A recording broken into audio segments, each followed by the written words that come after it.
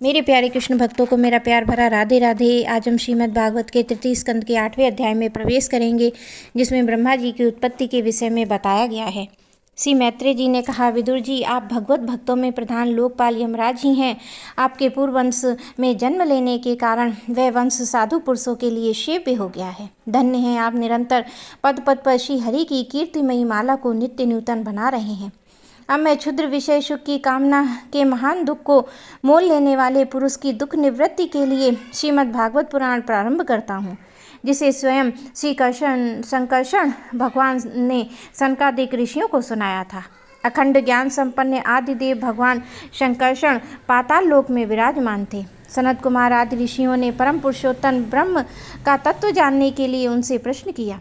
उस समय शेष जी अपने आश्रय स्वरूप उन परमात्मा की मानसिक पूजा कर रहे थे, जिनका वेद वासुदेव के नाम से निरूपण करते हैं।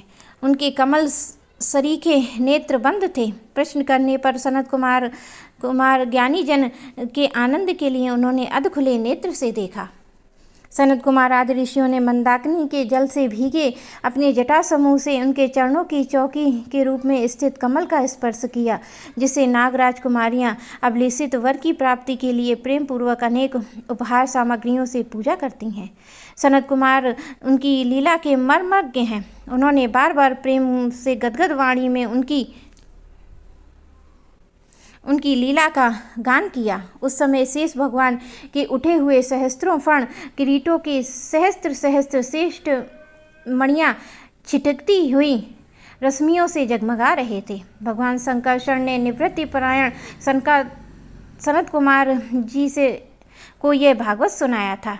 ऐसा प्रसिद्ध है कि सनत कुमार जी ने फिर इसे परम पवित्र शील संख्यान मुनि को उनके प्रश्न करने पर सुनाया था। परम हंसों में प्रधान श्री सांख्यान जी को जब भगवान की विभूतियों का वर्णन करने की इच्छा हुई, तब उन्होंने इसे अपने अनुगत शिष्य हमारे गुरु श्री पाराशर जी को और बृहस्पति जी को सुनाया। इसके पश्चात परम दयालु पाराशर जी ने पुत्र वत्सल्य मुनि के कहने पर आदि पुराण मुझसे कहा।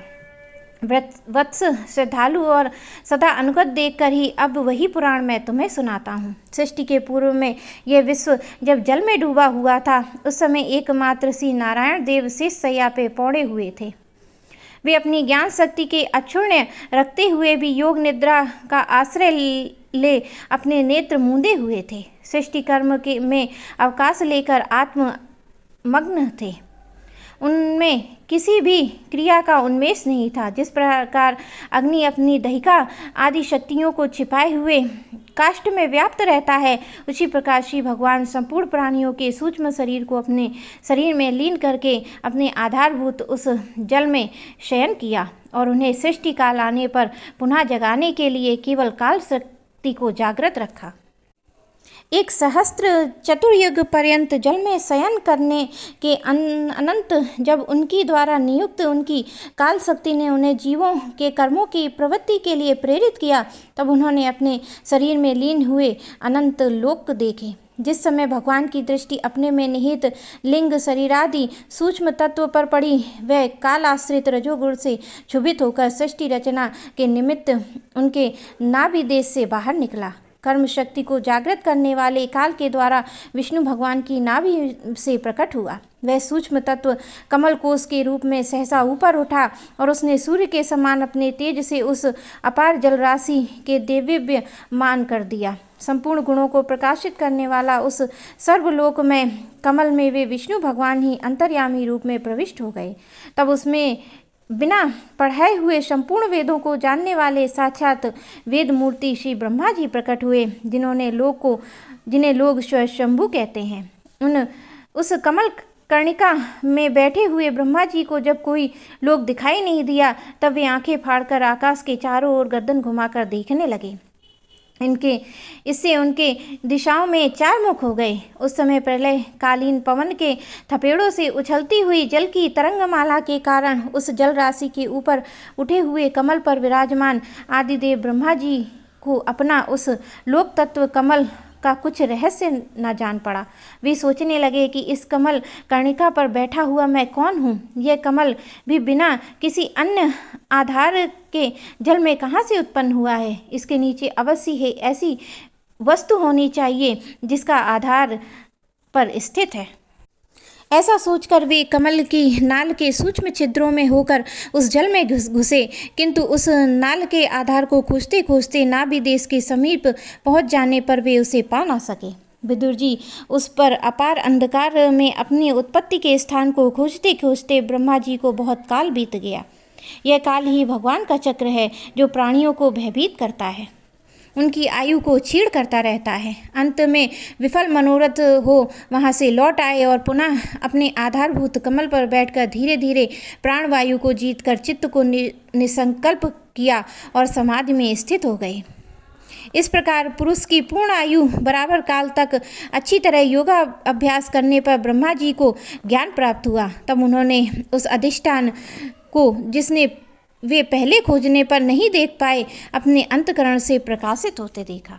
उन्होंने देखा कि प्रलयकालीन जल में शेष जी के कमल नाल सदस्य गौर और विशाल विग्रह पर सरसैया पर पुरुषोत्तम भगवान अकेले ही लेटे हुए हैं।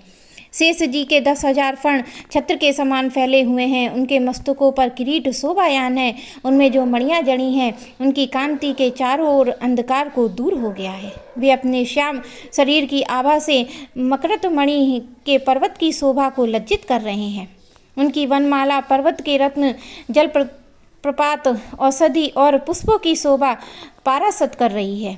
उनके भुजदंड वेणुदंड का चरण और वृक्षों का तिरस्कार करते हैं। उनका वैश्री विग्रह अपने परिणाम से लंबाई चौड़ाई में त्रिलोकी का संग्रह किए हुए है। वह अपनी शोभा को विचित्र एवं दिव्य वस्त्राभूषणों की शोभा से सुशोभित करने वाला होने पर भी पीताम्बर आदि अपनी वेशभूषा से सुसज्जित है। तब विश्व की रचना की इच्छा वाले लोक विधाता ब्रह्मा जी ने भगवान के नाभि सरोवर से प्रकट हुआ वह कमल, जल, आकाश, वायु और अपना शरीर, केवल ये 5 ही पदार्थ देखे। उनके सिवा उन्हें कुछ दिखाई न दिया। रजोगुण में व्याप्त ब्रह्मा जी प्रजा की रचना करना चाहते थे। तब उन्होंने सृष्टि के कारण रूप केवल ये 5 ही पदार्थ देखे। तब लोक रचना के लिए उत्सुक होने के कारण वे श्री हरि में चित्त लगाकर उन परम पूजनीय प्रभु की स्तुति करने लगे। मेरे प्यारे कृष्ण भक्त